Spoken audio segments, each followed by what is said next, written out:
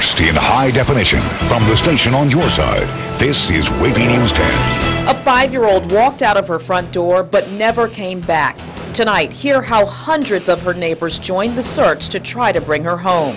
Plus, if we're fighting a war in global terror, well, how do you win? These students have grown up in a nation at war. Hear how they remember 9/11 and how it's become a big part of their lives. And it's become an all too familiar scene, tree branches lining city streets. 10 on Your Side finds out how long it could take for crews to pick it all up.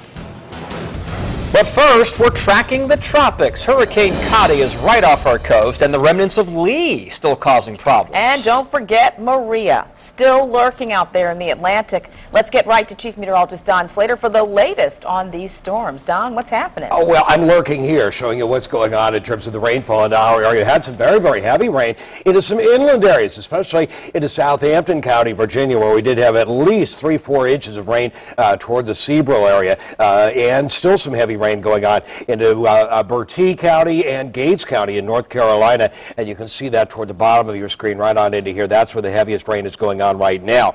Now, we take a look at what's going on into the tropics. Nate, and the latest on Nate is, and it's still not moving much at all, and the storm, very, very variable in terms of where this thing is going to go. Could it go on up toward Texas? Actually, I think people there hope so, because it could alleviate the fires and alleviate the drought there, but that's one to be watched for that part of the world as it moves again toward the northwest eventually.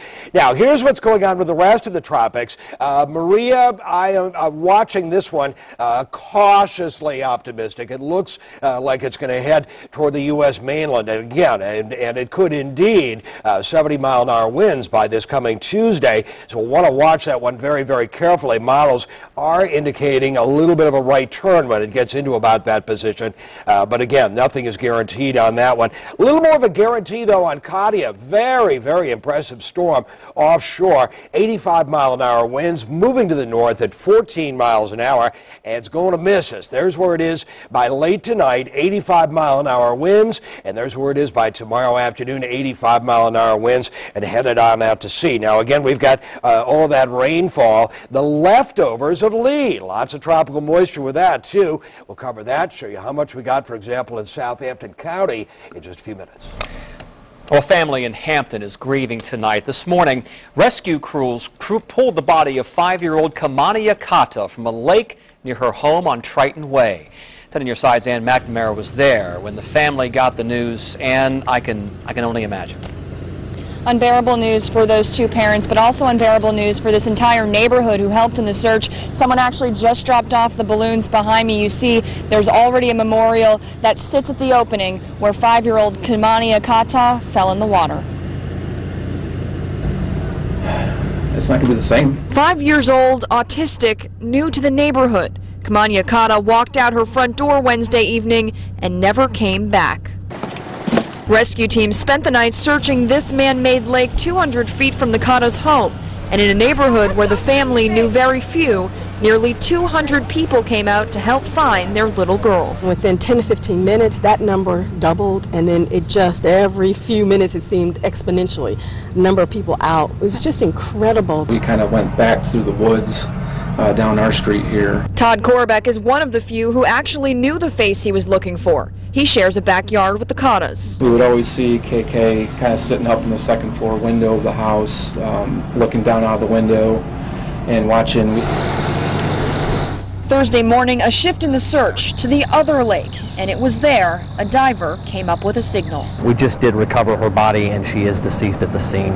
Police found the 5-year-old in water 8 feet deep. Kamani Akata had drowned. And then 2 parents took the walk every parent dreads, to the white tent to be sure. It has always been beautiful to walk out front here and see the lakes. Now it's going to kind of have a different tone to it, vibe, and same with the backyards. And in one window of one home, there will forever be a face missing. Those neighbors I just told you about, they're actually holding a candlelight vigil. It's right here, right near the memorial, tonight at 8 o'clock, and they're inviting the entire community to come to celebrate a life and also to pay tribute to this little girl. Reporting live in Hampton, I'm Ann McNamara, 10 on Your Side. And the search continues for the body of a man who drowned in the Elizabeth River. 21-year-old Brian Harris disappeared late Tuesday night near the West Norfolk Bridge in Portsmouth. He was on a canoe that capsized, and he was not wearing a life vest. Crews are now calling this a recovery mission. Have you seen a lot of this in your neighborhood? Piles of limbs and leaves. Many of you called us wanting to know how long this storm debris is going to be lying around. So we sent 10 on your side's Ava Hurdle to check it out for us. She joins us now live from Portsmouth. What'd you find out, Ava? Hi, Nicole. We're off Prospect Parkway in Craddock, and as you can see, there's still a lot of storm debris waiting for pickup. Broken tree branches and limbs sit curbside in the Southampton community. Sally Flanagan wonders just how long before the city gets around to picking it up. I haven't seen the trucks out here at all myself. Some people have. I haven't seen any. So it's time to get it cleaned up. Hurricane Irene came and left town 2 weeks ago come Saturday, and she's done with storm litter on the streets. All it does is attract more debris and more. We've got mosquitoes so bad that all this trash laying around and there's water laying in it. The city is working on it. I'm hoping we'll get the most of it in a couple weeks. He says Portsmouth, like other area cities, have hired extra hands. We're bringing an outside contractor that's starting today to go around and help us with it. It'll probably more than double the number of trucks we have. That's welcome news for Flanagan. I think it's time for it to be picked up. Now, if you'd like to know when storm debris will be picked up in your area, go to your city's website for a schedule. We're live in Portsmouth. Ava Hurdle, 10 on your side. All right, thanks, Ava. And more than a year after someone killed a man, police in Newport News put a suspect behind bars. They arrested 22-year-old Timothy Watson yesterday. He's charged with killing 25-year-old Quantrell Miles. Police found his body at the Pinedale Manor Apartments on Adams Drive. Investigators have not said what led them to Watson. The STOP organization missed its deadline to repay the state for improper bonuses. The Virginia Department of Social Services found STOP engaged in poor financial management and manipulated the books to cover it up. An investigation also found the organization dished out more than $100,000 in improper bonuses that must be returned to the state. The state's Housing and Community Development Department says that money will be deducted from the unpaid balance for future invoices submitted by the Norfolk-based anti-poverty group. The world we will watch as the nation marks 10 years since the September 11th attacks. At 5:30, we'll take a look at changes across Hampton roads since that day that have affected each and every one of us. Then President Obama has a plan to get Americans back to work with some help from Republicans. Then floods forced nearly 100,000 people to leave their homes for higher ground. We'll take you to the Northeast, where quick-moving rivers are about to crest. You're watching WAVY News 10 at 5 with Tom Shad, Nicole Libus, and Super Doppler 10 Chief Meteorologist Don Slater.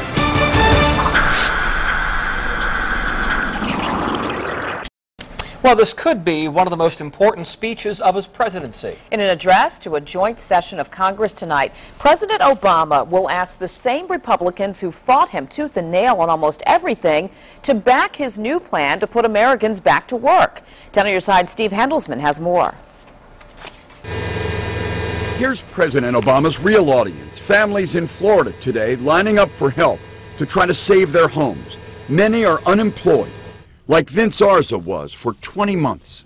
You go through interviews and everything looks good, but then you don't get a call back and it's frustrating. Hoping to help and win over millions like Vince, President Obama has made tonight's speech look as big as a State of the Union. He'll propose a $300 billion plan to extend the payroll tax cut, fund infrastructure investments in roads and the like, aid for state and local governments, and training for long-term unemployed. Democrats say re-employing construction workers is purposely bipartisan. Building our highways, bridges, schools, that has the support of the Chamber of Commerce, not a Democratic constituency, and labor. But it sounds to many Republicans in Congress like the Obama stimulus plan. They say failed in '09. What we've heard before and what he's done before hasn't worked. It's back to partisanship. This isn't a jobs plan, it's a re-election plan. House Speaker Boehner is urging Republicans to show up for the speech, but implying many at home ought to tune out. The American people shouldn't be forced to watch some politician they don't want to listen to. And frankly, most of them would rather watch a football game. Lazaro Luna, an engineer, would rather work. And you have a family, you have a child, mortgage to pay, bills to pay. He sat home for 6 months, just landed a job at Walmart. Luna, like millions, desperate for an economic rebound. Obama aides say they're confident tonight's TV audience will be huge. They say the kickoff of the NFL season will help. I'm Steve Handelsman, NBC News, Capitol Hill. So how are people in Hampton Roads dealing with unemployment? We spoke to 3 people looking for jobs. Hear what they have to say about their search and President Obama's new plan tonight at 5:30. Well, most of you remember where you were on September 11th, but what about the very young? And it was what we call the ultimate teaching opportunity. Tonight, hear how schools are making sure these kids know what happened and understand how that event changed the nation. And Don has another look at the weather coming up.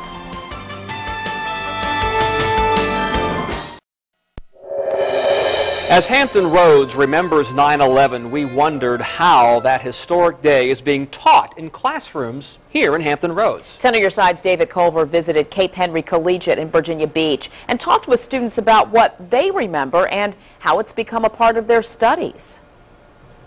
There are no desks inside Mr. Fluharty's first period international affairs class. Just a big conference table. Seniors sitting all around. The style is conversational, relaxed even. The subject, anything but. If we're fighting a war on global terror, well, how do you win? These students, 17, 18 years old, have grown up in a nation at war. Probably since 2nd grade, yeah. That all you hear in the news, all you see in the newspaper is just us in Iraq and Afghanistan, Osama bin Laden. It's just war. It started on 9/11. It was just like terrible. I mean, to see a 100-some-story building just collapse to the ground. This video is from our visit to Cape Henry Collegiate on September 12, 2001. These 7th graders struggled to understand what was happening. And the most horrifying experience for me was seeing people jumping out of windows together and just falling to the ground.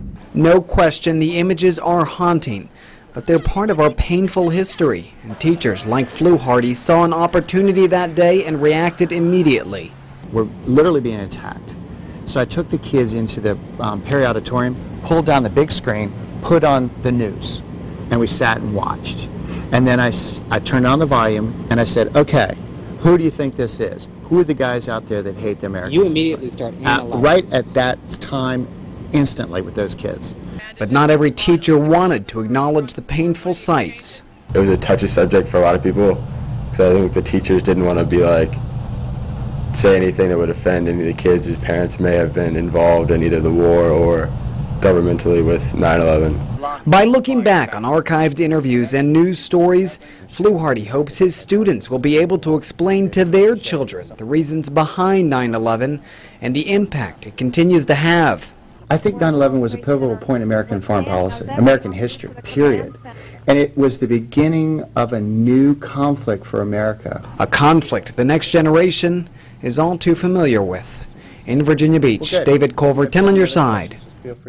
Certainly so many people from all backgrounds and ages with stories about September 11th, and we'll keep bringing them to you.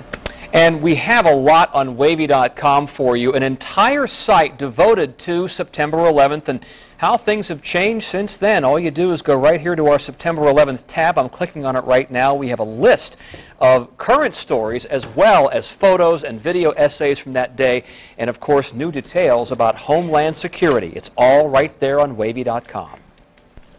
Now, in high definition, your Super Doppler 10 forecast with Chief Meteorologist Don Slater. And I noticed that the radar was up to date on there as well. You can see Super Doppler 10 live there.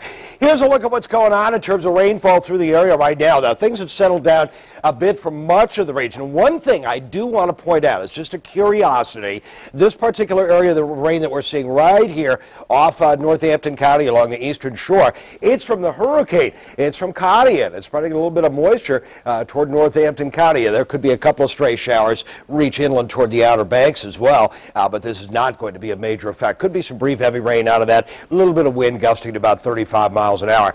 Now, for the rest of the story is the remnants, really, tropical moisture left over from Lee.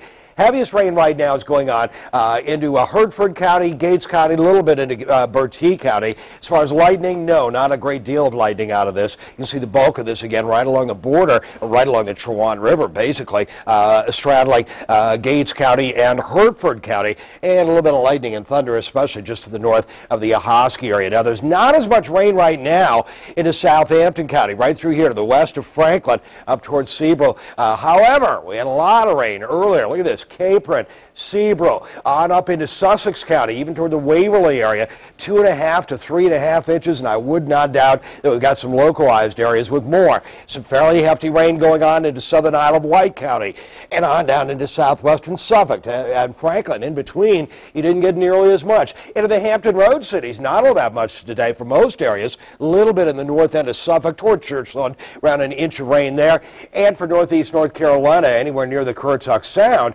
some pretty goodly amounts of rain here. And one area, last area, is along the eastern shore. And we got it into Accomack County, lesser amounts farther southward. You can see, again, lots and lots of rain across parts of the area, but some areas, very, very little. And again, it looked a lot like rain. Now, we're not going to cover Nate this go-around. It's way out off into the Gulf of Mexico, but we are going to cover Maria and Katia. Of course, Katia is very, very close by, but not going to get us. Maria, here's what's going on with that. 40-mile-an-hour winds. It's motoring to the west. By this coming Tuesday, it's just off the Bahamas with 70-mile-an-hour winds. Now, the forecast models do, again, double fingers crossed on this one, because we don't really know what it's going to do beyond here. Some forecast models take it right into here and just kind of stall it out, slowly move it northward. Some other models do take it on out to sea, but nothing is written in stone as to what that thing is going to do.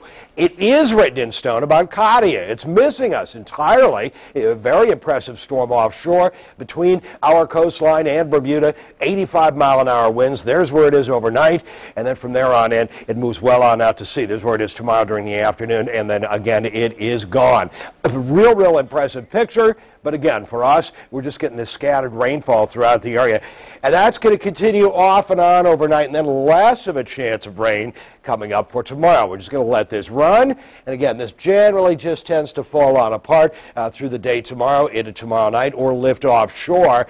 And then I think we'll start to see a little more sunshine as the weekend progresses. Not so much Saturday, but I think Sunday we'll see a goodly amount of sunshine into the air. It's going to take a while to see the sun again. Right now, we've got cloudy skies. It's around 80, 82 degrees into the area after a high today of 86. Some of us got rain. Some of us did not get all that much. I think everybody got at least a little rain in the past 24 hours. Again, around 80, 82 right now, 83 degrees for tomorrow. Outside chance of rain. I don't think it's going to dominate our day as much. 86 on Saturday.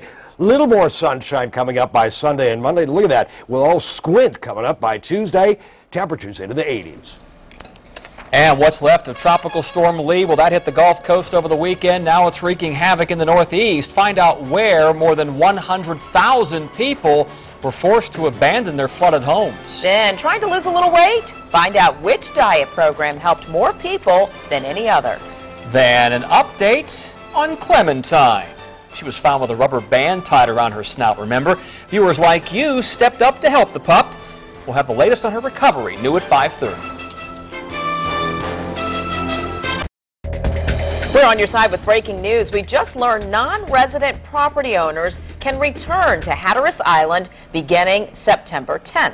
The NCDOT ferry at Stumpy Point in Dare County will begin transport at 6 a.m. Now, according to a release we just received, all non-residents will have to show a 2008-2009 red re-entry permit or a Dare County tax receipt, along with their driver's license to be allowed onto the island. Well, the Northeast just recovered from Irene. Now a stalled weather front and the remnants of Tropical Storm Lee are making everything even worse. In northeastern Pennsylvania, 70,000 residents have been ordered to move to higher ground. Look at this. You see the water there moving quickly, and it's pretty deep. Gosh, that car really shows how deep it is. And some people used a canoe to get around. There's so much water. In other places, it shut down roads and closed bridges. Let's go upstream now where it's bad in Binghamton, New York. The river's waters lap over the downtown wall. Some 10,000 residents have been ordered to evacuate after the Susquehanna River rose 18 feet in one day. Many have been told not to expect to return until Monday at the earliest. Wow. Feeling down now that summer's almost over? You're not alone. Doctors say millions suffer this time of the year. We'll show you how to beat what doctors call post-vacation syndrome. Fall, bring it on. Then goodbye, Gumby. We'll tell you coming up at 5:30 what he did that could send him to the pokey. Oh no. For a long time.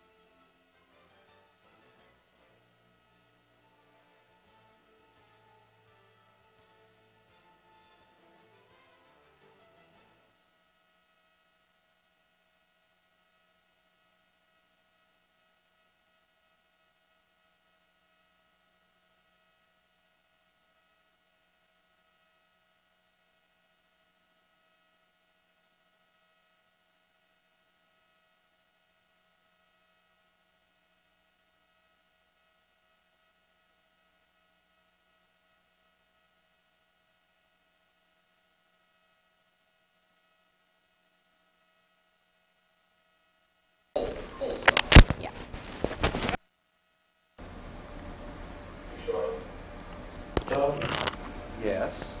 So nice of the city of Norfolk to offer. Oh, my mic fell off my lapel. Let's try it again. How's that? Much better. Okay. Sure. Sure. That's fine. Did you get a reprint for Thank you.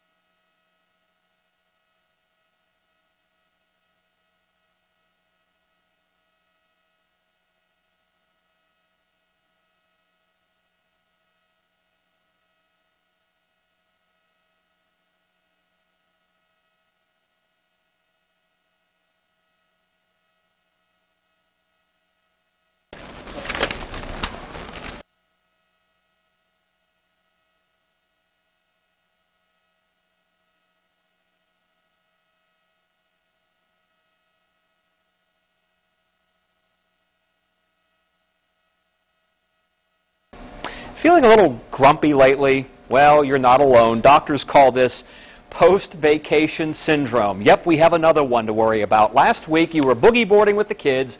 Now they're back in school and you're back at work. Psychologists say they really do see a spike in people in need of help every year around this time. You start having people complain almost immediately, right around this time of year, right after Labor Day. People are anticipating a change in the weather. What will we think of next? Dr. Scott B. of the Cleveland Clinic says it's one way to beat the post-vacation syndrome is to get moving. In fact, a recent study found exercise may work as well as an antidepressant for some people. And people on Weight Watchers appear to lose twice as much weight as those on other diets. This is a study funded by Weight Watchers compared the program to standard health care. Nearly 800 overweight and obese adults participated and were randomly assigned to either group for a year. Researchers say the weekly weigh-in and support systems of Weight Watchers appears to be key in additional weight loss. And here's a study from WAVY News 10. We have the best news. WAVY News 10 at 5:30. First in high